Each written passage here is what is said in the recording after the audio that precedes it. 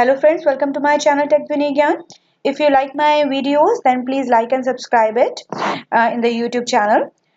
Today we are here to learn something about the functions that are used in a C Sharp. Previously we have learned about the functions that have used in a VB.NET, and here we are here to understand about the functions that is used in a C Sharp language. Here we have created the same problem here, addition, subtraction, multiplication of the two number, and then the result will store in the third number, or you can say it is the result of the program. Here we have written the code here already. Here you can see that we have created the function here. The function in the C sharp is will start like public int add. Add for addition a number. Int is a return type of the variable of a function that we have used, and here integer c and integer d are used as a parameter or the argument. They both are the integer type. You can change it as per your requirement or as per your program. But in my program, I have used the two integer variable to add, subtract, or multiply the number. And there in int e for addition of the two numbers and the return e, I will clear it after the work with the button 1. The button 1 is used for addition of the two numbers, as you can see here in the example. Button 1 is for addition of the two number.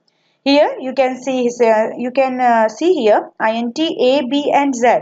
Two variables are declared here, a and b for the two input variable, and z is for the output variable. So here for taking the input, we have used a equals to convert.toInt32 text box 1 dot text. That means the value we have taken as an input is from the text box 1.text, but we have to convert it into the integer. For that I have used convert.toInt32 because by default the text box contains the string value. So for working with the integer value, we have to convert it into the integer to behave like an integer variable. Otherwise, it concat to a string, not adding the to a string. Same I have used for the variable b, which is stored in a text box 2. And then z equals to add a and b, that is I have called a function add with the two argument a and b, that is the input of our program.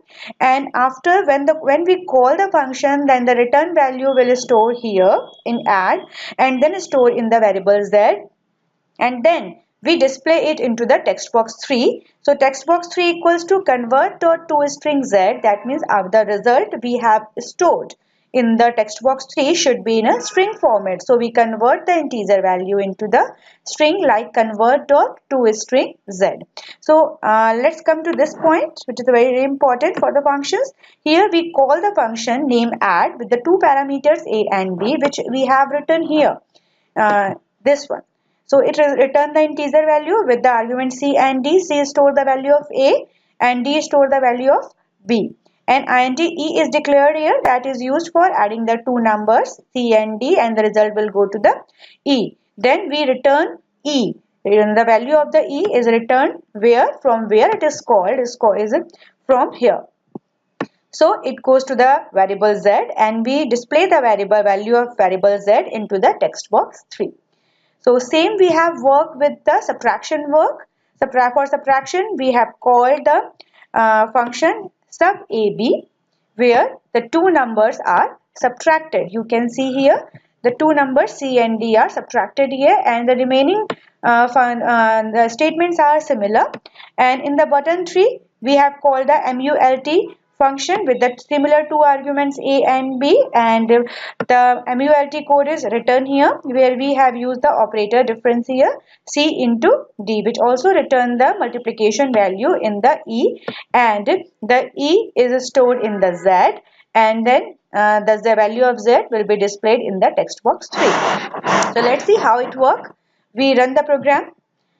Then this is the window of our program. I have inputted one number and second number. Then I press the add button. Then addition will be displayed here. If I press the subtract button, then subtraction will be displayed here. If I work with the multiplication, then multiplication of these two numbers will be displayed here. So this is the simple formulation that we have used for the function used in a C sharp language. Thank you guys. If I think you have like and understand easily the concept of the functions in a C sharp. Thank you guys.